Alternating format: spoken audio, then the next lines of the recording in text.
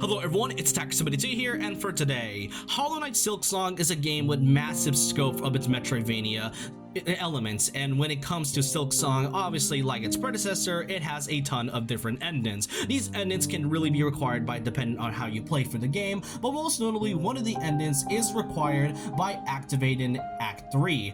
And the thing about it though is that if you're in Act 2 and have beaten the final boss, you may have noticed that there is a bit something off about that ending, or just any of the endings you get, and there is an actual way you can get into Act 3. There's already like a few videos and guides making it about this, but I thought I would make a guide of my own and just kind of teach anyone who's trying to get into Silksong and are probably curious as to how you're even getting to Act 3 to begin with. It's a pretty simple process, but may take a while if you're patient enough and have a lot of the different skills and abilities that you have garnered throughout the entirety of Farloom. Now, before I start this guide, I want to let you know that there will be major spoilers throughout the entire video, from the final boss all the way to Act 3 and how you're supposed to get it. So if you haven't beaten that portion of the game at all, then I recommend you either finish that part of the game and then come back to it if you're curious on how you're supposed to unlock Act 3. And so with that, here are all of the requirements that you are needed to get into Act 3 in general. Now, getting into Act 3 is surprisingly easy, but it takes quite a while for you in order to get to this fourth specific step, which I will get later on to the video. The first step, however, is pretty simple, and that is getting a bell home in the area of Bell Hearts. Funny in that this is also one of the few achievements that you'll get in-game, so that is pretty non-missable at all. But in order to get this, it is simple. You just have to do any of the available quests that is on the board in Bell Heart, whether it's grand hunts or donations or all the kinds, and once you have completed all of that, Pavo, one of the residents in Bellheart, will provide you for a key as a thank you for basically doing all of the quests that is on the board. And once he gives you the key, you'll now be able to access your very own bell home, and you can customize it too later on, which really adds a nice bonus. Now, the first step was pretty simple. The second step, however, takes quite a lot of exploring to do throughout the entirety of Farloom, that being finding a total of 25 fleas.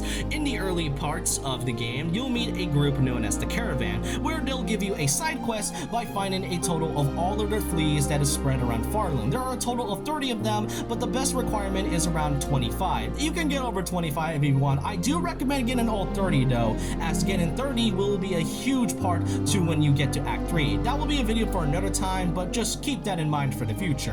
Anyways, getting all these fleas is pretty nice, and I don't really have time to, explain all of that and where these locations are, so I recommend either watching this video that explains where all the 30 fleas are around Farloom, especially the locations, or I can just show you this map of where the fleas are so you can easily find them yourself. Otherwise, once you have gotten a good amount of fleas, I do recommend getting these before actually talking to the Caravan, because talking to the Caravan, they will actually move from area to area before they get to the final one, being that is found in the Putrefied Ducks. I also do recommend finding that part 2 in the map, because that will also be good, because you don't really need to go backtrack every single time. So this would be not a good benefit for anyone that is trying to explore, because once you've gotten a total of 25 fleas, or 30 if you like to explore, you'll find into the area in the Putrefied Ducks known as the Pale Lake, and that's how you're able to do that properly. So yeah, the fleas are pretty important and are required to one of the main parts to get into Act 3.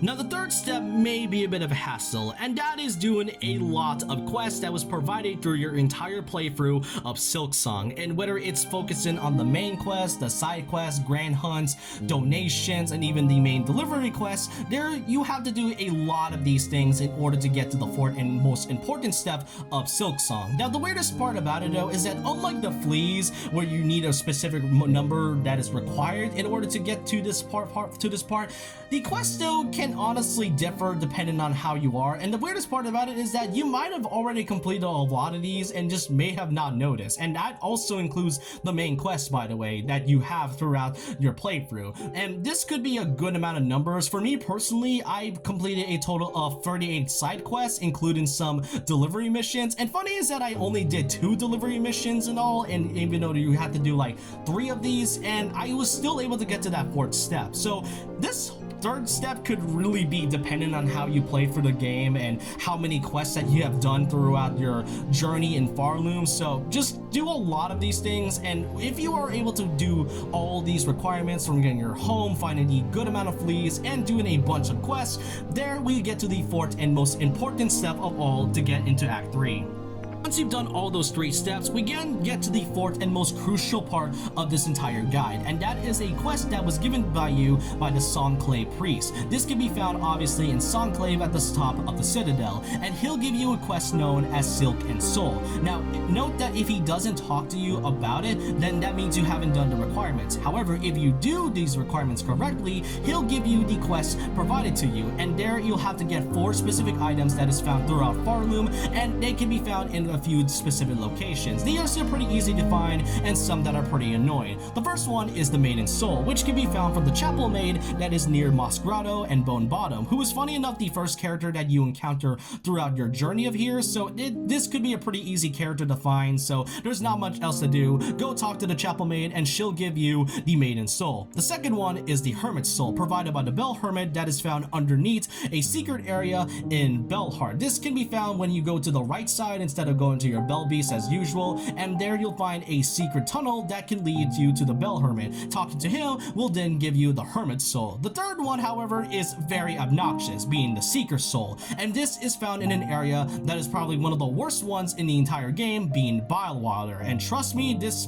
area is just brutal to go through. Terrible runbacks, annoying enemies, a lot of bad traps, and just a lot of poison water. It's just not fun. Annoyingly placed benches too, which makes the runbacks even terrible, and also a boss that is really annoying that it could really give the Savage Beastfly a run for its money. But yeah, Bilewater, you just have to endure a lot, and if you have to defeat this one boss, then thankfully you are set and are now able to get the Seeker's Soul. The fourth and final item is, funny enough, in the very beginning of your playthrough. It is near the area known as Weaven Nest Atla, which can be found in Moss Grotto, the first area that you start your game in. And if you have the needle in and found this very specific door, just use your needle in and head into the Weaven Nest. There you have to kind of like, do some wall jumps, and then there you'll find an area where you'll finally get to the fourth and final piece of the quest known and finally found the Snare Setter. Afterwards, you finally got all 4 items and are now set to do the final boss. Basically, once you've done that, Silk and Soul is complete. The priest will then go into the top of the area,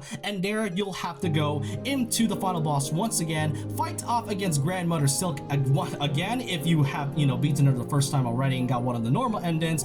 And there, once you have finally done that, you'll be given 2 different choices. Usually you press the neutral button to bind her, but instead you have the needle in option. Do the needle in, and there a new cutscene will play and a different ending will also play out. And this, I do have to warn you, is pretty important. If you do the needle in, you'll now be heading into Act 3, and from here on out the game will become more tougher, the enemies will become harder, and most notably there will be some parts of the map that will be inaccessible and other things that will also not be accessed anymore if you finally head into Act 3. So I recommend doing anything that you can, whether it's finding all the collectibles, the mementos, and just anything else, and basically do all of that before doing Act 3, as you will not access this anymore. If you do the needle in, you'll finally access a new ending, and once you start your game up, you got yourself a new theme, but once you try to go back into your save file, you may have noticed that it's covered by this weird black silk.